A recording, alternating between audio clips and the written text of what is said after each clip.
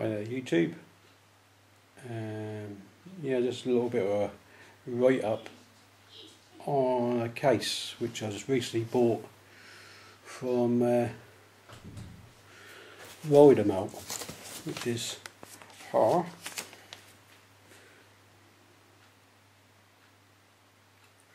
Yeah, just come through the door today. Basically what it is a sat-nav holder, which you of course put on your motorcycle, waterproof, so you can use a car one instead of motorcycle sat-nav like TomTom Rider or whatever, which are very expensive to buy. Yeah, so I decided to go ahead and buy one and see what I like. At the moment it seems very sturdy, very hard plastic on the clamp, which I'm going to show you. Yeah, not too bad. So if I just show it to you now, and get the camera angle right.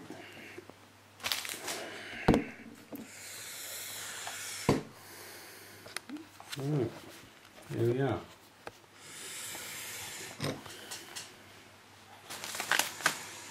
Yeah. See, it's it, waterproof zip. Comes with a foam bag, which is here. Actually come with a couple more as well. There. A bit roughly cut, but to the job I suppose. Got a thinner one, a little bit thicker one, and a really thick one.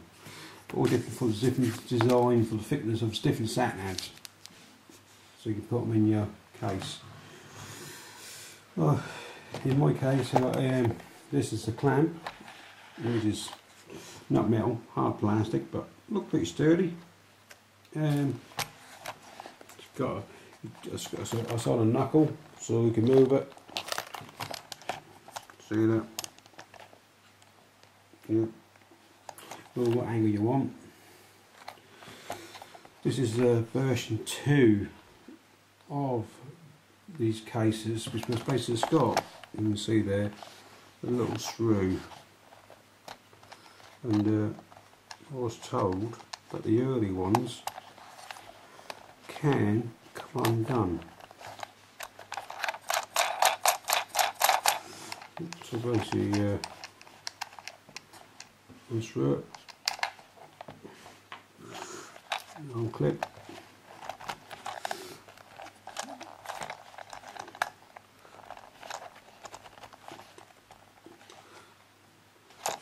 so unclip, it's hard one out, there we go.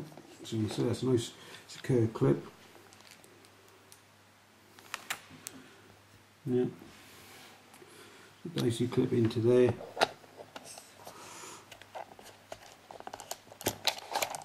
And slide it.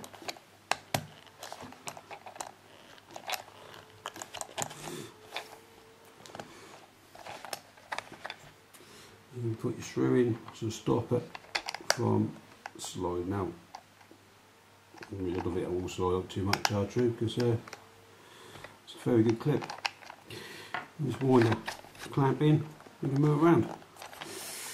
Right, I'm going to put my, so I actually got a TomTom 940, so that's a 4.3 screen. Put the case in, let's put it down there.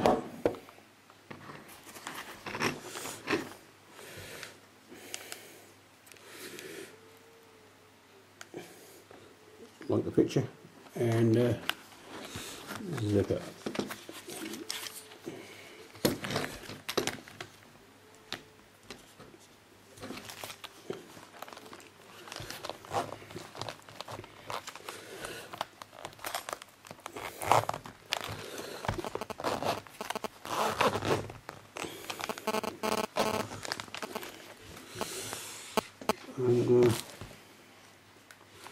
And so a plastic screen, touch for the plastic sleeve, and that old touch screen.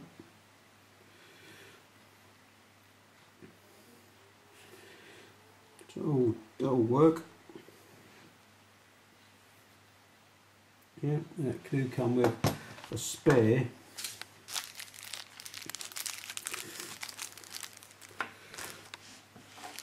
screw.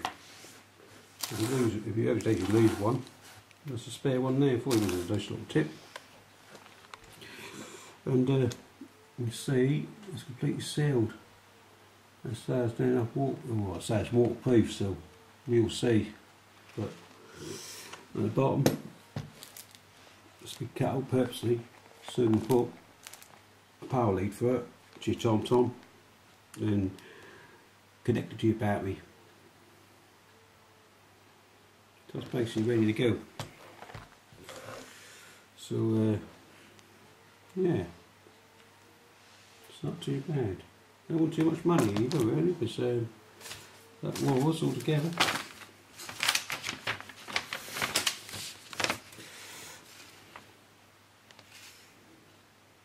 £19.94. They do extras. They do like connections to put a camera mode, which you can see. And as you do, some people might be interested in that. With a USB connection to your battery, £17.99. Which ain't too bad money. Yep, and get up ready and go. What I've done with mine is I've got myself a lead, and I put actually a fag lighter to my bike, so I connect it to that, like most bikers would do, and away you go. So this is a short one, but then I'll get on the bike and use it. I'll do an update again, and show you and let you know what it's like on the old bike itself, but it seems pretty sturdy. And I think the man from Yorkshire, yes, a nice guy, he did just actually recently did a write up himself, but did ask about his sat-nav holder, what he used, and he did do one on YouTube, and I think it's roughly the same. Well, I'm assuming it is the same one. It is the older version, the older shrew, but basically exactly the same. Just so they just modified the shrew to stop from coming undone. But it's great really, I think. The man from Yorkshire might have a bit more information on this subject. So just brand new for me. I think you used it a few times, but I'll do update myself later on. I'll get on. So yeah, okay YouTube next time. Bye. Hi to YouTube. I've got the bracket on the bike. No. It's hard plastic. Have a spot with nose. Yeah, basically, you got the bracket on the bike. It's hard plastic. It's not metal. But it's pretty sturdy. Yeah, that's alright. It's in my right at the moment. I'll show it to you and how to actually put the sat-nav on. An easy way for me to put the sat-nav on, although other people might have ideas, but I'll show it. Yeah, that's a bracket. It's got a couple, you can see that, rubber inserts for the thickness of the handlebars. I think it's about 16 millimeters to 32 millimeters, I think. So fitting enough most handlebars. Yeah. So what I've done is actually put the bracket on and slide on, put the old stopping screw, just a thread from the ball bearing, put it in there like so, and then pop this on. You wind it back up, well you can't do it with one hand, but yeah, you wind it up on there. They used to do two hands for it, can't really do it with one hand, it's a bit awkward, but you can see that no stay where you put it. Where you put it, that will stay on. And that's very secure. They ain't going nowhere, that ain't. No, that ain't going nowhere. So it's pretty good. Pretty impressed by it. What it is. The street I was raised in was built by the Roman camp. Job done. Warzone is called Warzone because it was the end of the Roman War. Yeah, something else I'm going to mention as well. If you don't use your bike all year round, I used to, but I don't do it no more now. Got a car to do all the dirty work. So basically, I use, when I put my bike away, I do actually put some fill additive, or fill stabiliser they call it, which is this stuff here.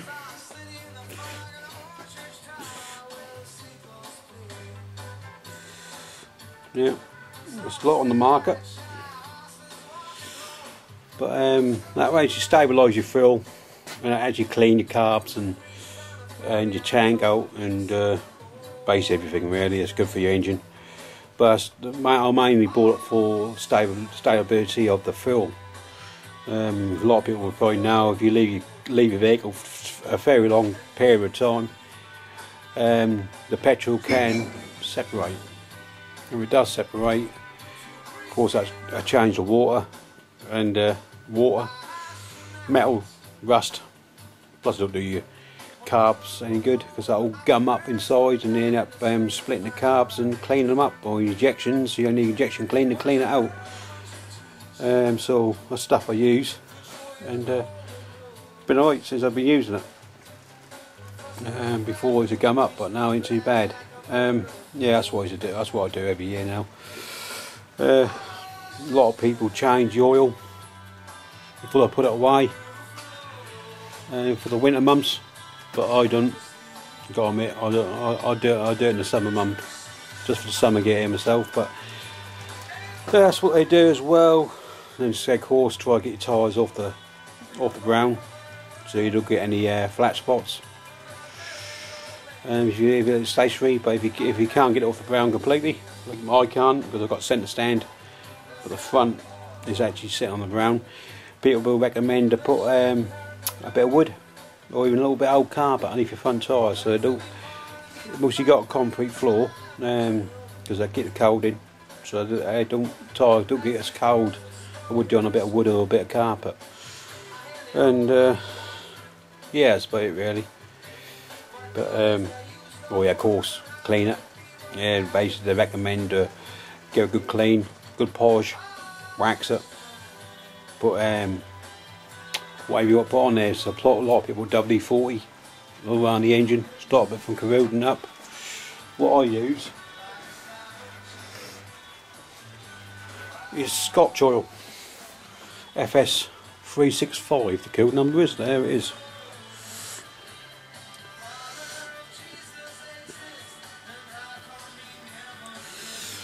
I use it all year round because it has to protect you all the year round of salt and whatever. A lot of people think after winter months the salt is gone, but you're poison. The salt's still on the road. And more warm it get, more corrosion the salt can be, and it get on your bike and it can do a lot of damage. So I use it all year round, as much as I do in the winter months. But yes, that's all I do really on putting away for the winter. Well, this time of year it's been good. I've got to admit I ain't been on the bike. Temptation going up a few times, but no, I'll leave it. I'll leave it now until probably about February, March, before I get it back out again and start planning again for another year. And I've got an update coming soon. I actually bought a set of exhaust pipe, down pipes, which I actually put on. I'll show